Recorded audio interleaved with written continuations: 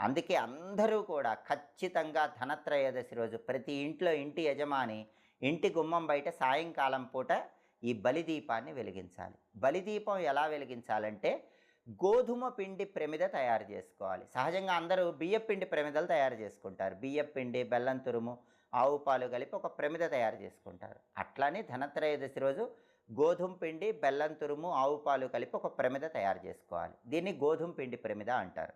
ఈ గోధుమ పిండి ప్రమిదను ఇంటి గుమ్మం బయట పెట్టాలి. దానిలో నువ్వుల నూనె పోసి ఒత్తులు వేసి దీపాన్ని వెలిగించాలి.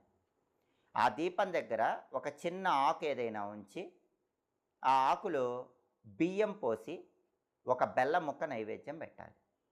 ఆ బలిదీపం దగ్గర ఒక తమలపాకు ఉంచి ఆ తమలపాకులో కాస్త బియ్యము, ఒక బెల్లం ముక్క ఉంచి ఆ బలిదీపానికి నైవేద్యం పెట్టాలి. అలాగే ఆ బలిదీపం దగ్గర ఒక రాగి నాణెము, ఒక